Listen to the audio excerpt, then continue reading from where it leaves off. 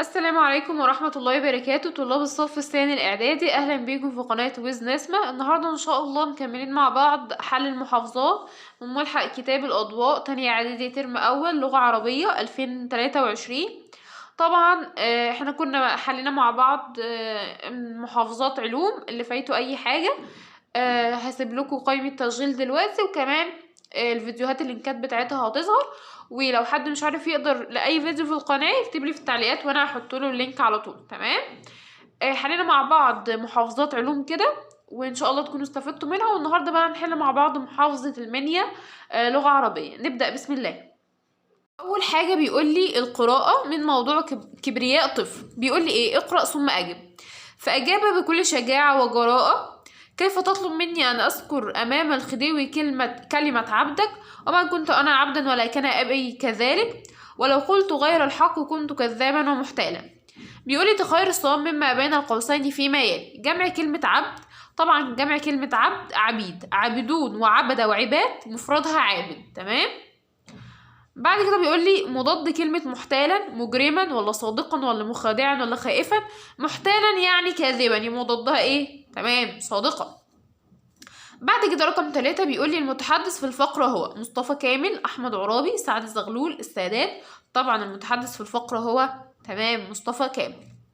4 من صفات مصطفى كامل: التكبر، الخيلاء، الكبرياء، المعاندة. طبعا خيلاء بمعنى التكبر برضو.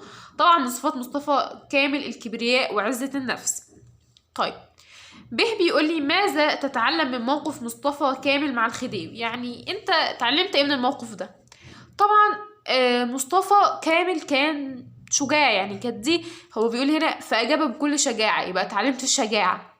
وطبعا العزة، نتعلم العزة والشجاعة والصدق، يبقى هنقول له نتعلم العزة والشجاعة والصدق. وأي صفة كويسة تتماشى مع الموقف طبعا هتبقى صحيحة.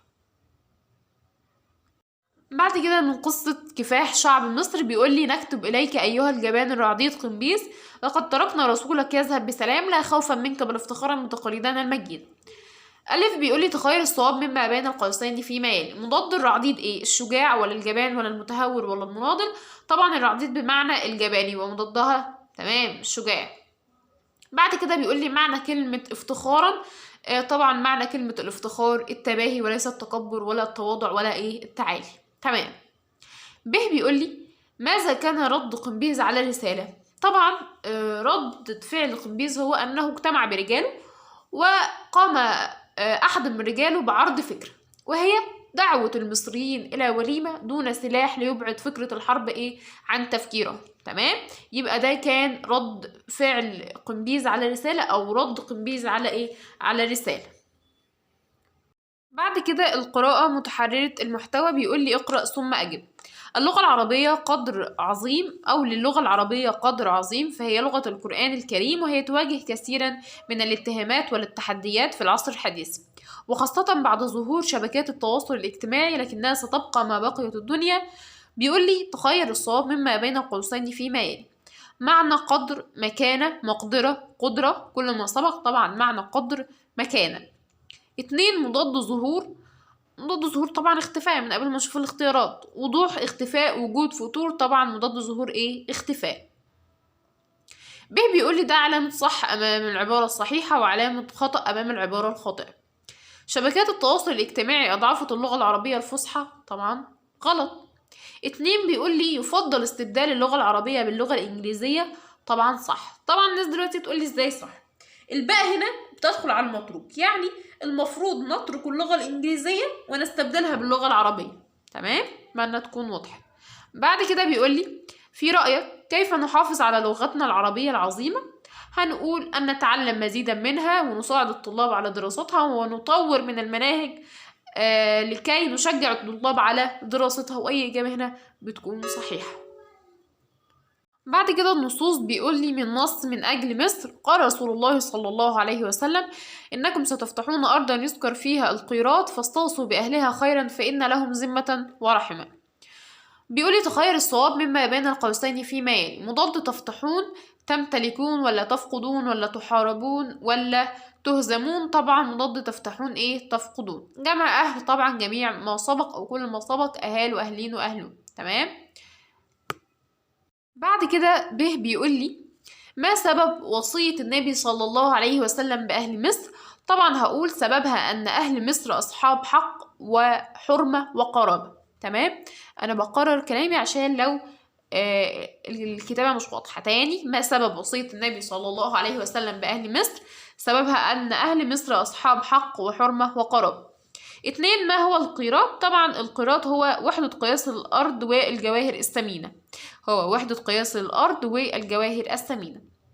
ج، بيقول لي ما الجمال في قوله فاستوصوا بأهلها خيرا؟ طبعا ده أمر واجب التنفيذ، وخيرا نكرة للعموم والشمول.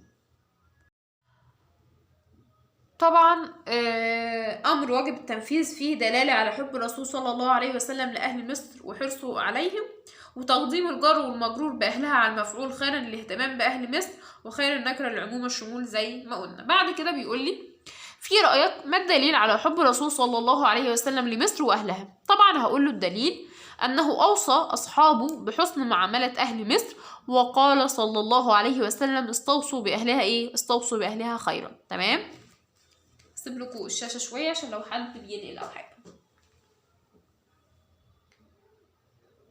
بعد كده بيقول لي أجب عن سؤال واحد فقط من السؤالين الآتيين. من نص في حب مصر أتنكر ما به من هواها لها العذر ذهاها الصبا والحسن والحسب الوفر. رويدك إن في العلا يوم ننتمي كلانا أبوه النيل أو أمه مصر. بيقولي تخير الصواب مما بين القوسين في مالي. معنى رويدك عذرا مهلا رجاء بعدا. طبعا معنى رويدك مهلا. مضاد الصبا الفناء الكبر الضعف الوهن. طبعا مضاد الصبا الكبر. به بيقولي في البيتين عتاب وفخر وضح ذلك. طبعا العتاب من مصر للشاعر على طول غيابه. الفخر ب أن المصريين في العلا، يعني هو بيفتخر بأن المصريين في العلا. تمام، يبقى العتاب من مصر للشاعر على طول غيابه، أما الفخر بأن المصريين في العلا. بعد كده جيم بيقول لي ما قيمة الموسيقى في البيت الأول؟ بين الحسن والحسب بينهما تجانس لفظي بيحدث جرسا موسيقي تطرب له الأذن، والعذر والوفر اتفاق نهاية الشطرين أحدث جرسا موسيقيا تطرب له الأذن. تمام كده، يبقى ده مصدر الموسيقى. اللي ما الجمال في قوله كلانا أبوه النيل أو أمه مصر؟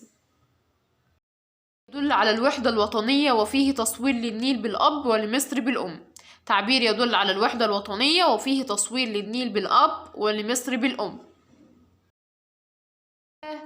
بيقول لي ما الدروس المستفادة من النص؟ يعني انت استفدت من النص ده؟ استفادة أول حاجة أن الوحدة الوطنية سمة أساسية في الشعب المصري أو صفة أساسية في الشعب المصري. 2، أن مصر أرض الأنبياء والرسل. 3، نتعلم أن نضحي من أجل سلامة الوطن.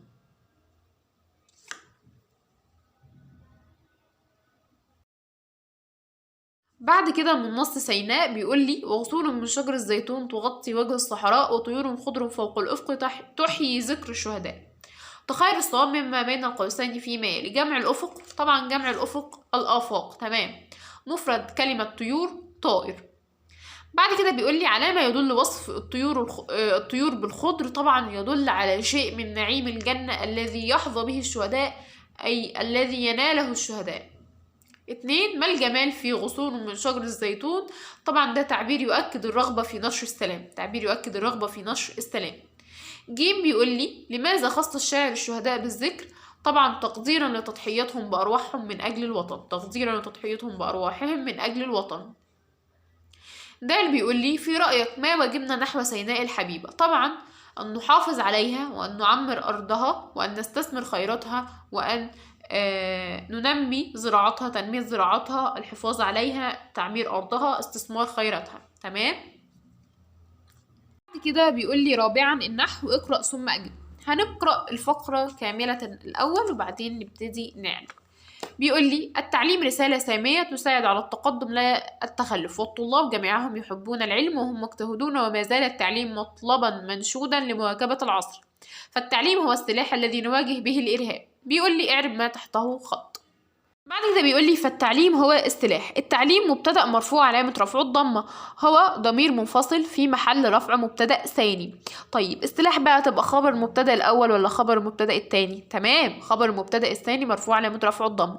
طب فين خبر المبتدأ الأول؟ جملة اسمية، هو اصطلاح في محل رفع خبر المبتدأ ايه الأول. تمام كده.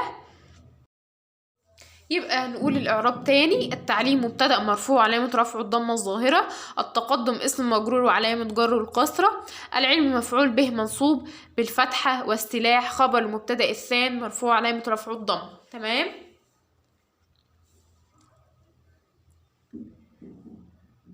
نستخرج من القطعة اسما معربا، ممكن نستخرج التعليم. طيب بعد كده فعلا معربا. فعلا معربا فيه تساعد ويحبون، تساعد ويحبون. نعتا ممكن سامية ومنشودة. حالا نبين نوعه وهم مجتهدون، ده حال جملة اسمية، وهم مجتهدون حال جملة اسمية. بعد كده بيقول لي ايه؟ يحترم الطالب معلمه. اجعل الفعل يحترم مبني وغير ما يلزم. ممكن احط اسلوب قسم فهيبقى مبني، فاقول والله لا يحترمن الطالب معلمه. والله لا يحترمن الطالب ايه؟ معلمه. لما احط ما يفيد القسم هنا هتبقى والله لا يحترمن الطالب معلمه، ويحترمن هنا هيبقى الفعل مبني على الفتح طبعا لاتصاله بايه؟ بنون التوكيد. بعد كده بيقول لي رأيت كلا الطالبين، اجعل المضاف توكيدا معنويا وغير ما يلزم. طيب هو بيقول لي اجعل المضاف توكيدا معنويا. طبعا ايه المضاف؟ المضاف اللي بيسبق المضاف اليه. المضاف هنا الطالبين، المضاف بيسبق المضاف اليه. الطالبين مضاف اليه يبقى المضاف كلا. طيب هو عايز ايه؟ عايزها توكيد معنوي.